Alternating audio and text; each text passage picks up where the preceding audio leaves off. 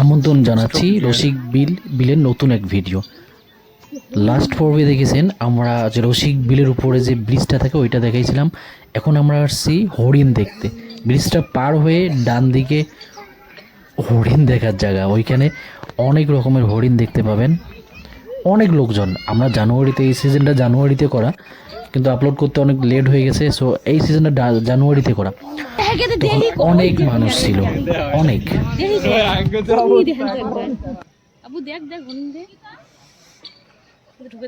না get this, ওই জন্য খুলিস না,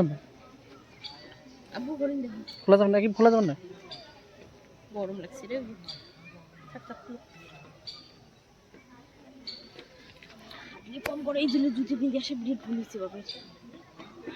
অনেকগুলো হরিণের মধ্যে বাঁধরও একটা বসে আছে। ব্যাপারটা দেখতে অন্যরকম লাগছিল, সবাই তাকিয়ে তাকিয়ে দেখছিল, অনেকজন চারপাশ থেকে।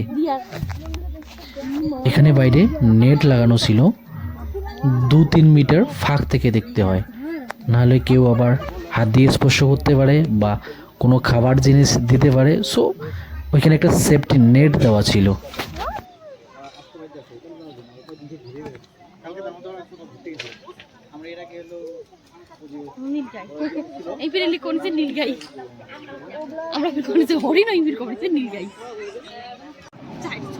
এই কিডস কর্নারে থাকা মিকি মাউসটায় বাচ্চাদের অনেক আকর্ষণীয় বস্তু ছিল। মিকি মাউসটা, যত বাচ্চা আছে সবগুলাই শুধু মিকি মাউসটার জন্য পাগল, ওইখানে এসে মিকি মাউসটাতে চড়বে।